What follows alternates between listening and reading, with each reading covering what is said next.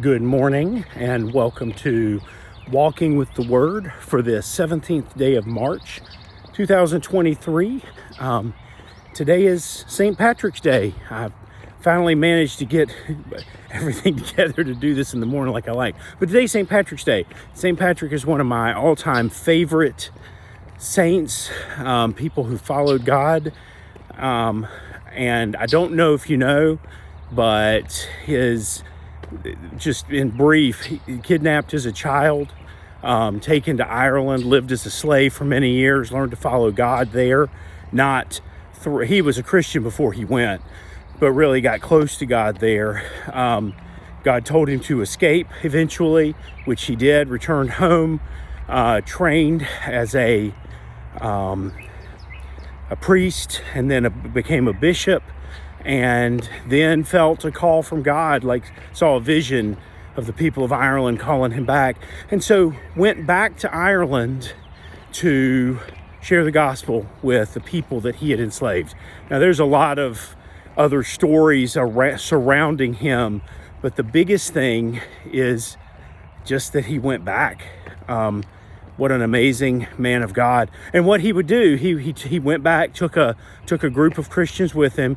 They went and found like a village, a local chieftain, got permission to use some land nearby and set up and basically just lived the Christian life among the people in that area and helped out, served the poor, fed the hungry, took care of the sick.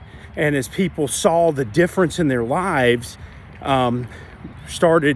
would come to them and just ask questions, and they would share the gospel.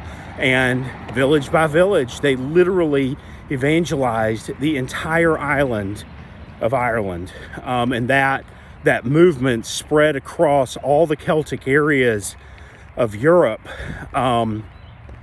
because the church in Rome and Southern Europe had just kind of given up on the barbarians. And Patrick began a movement that radically changed that area. Anyway, readings for today, beginning with Psalm 23. I'm going to read it from the New Living Translation. The Lord is my shepherd, I have all that I need. He lets me rest in green meadows. He leads me beside peaceful streams. He renews my strength. He guides me along right paths, bringing honor to his name. Even when I walk through the darkest valley, I will not be afraid, for you are close beside me.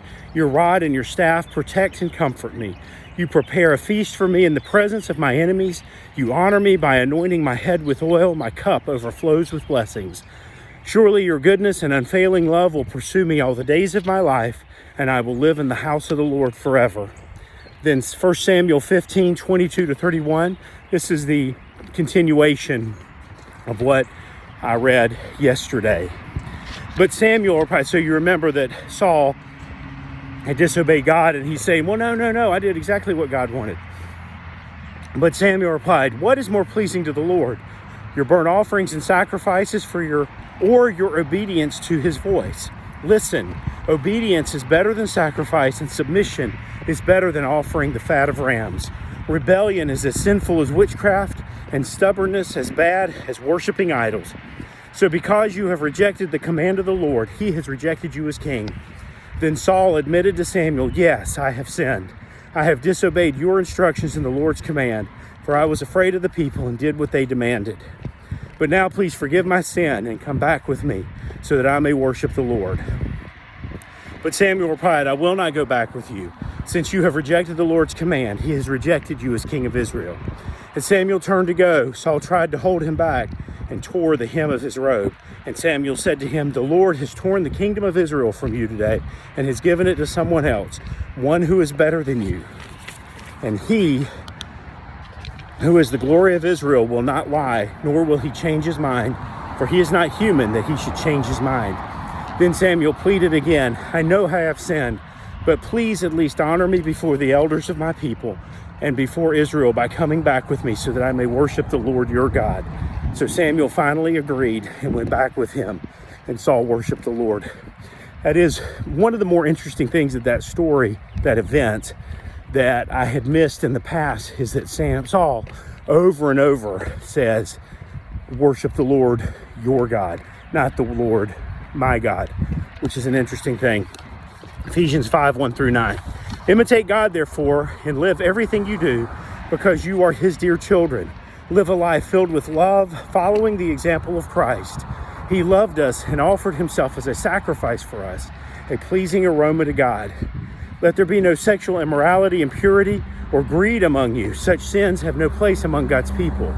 Obscene stories, foolish talk, and coarse jokes. These are not for you. Instead, let there be thankfulness to God.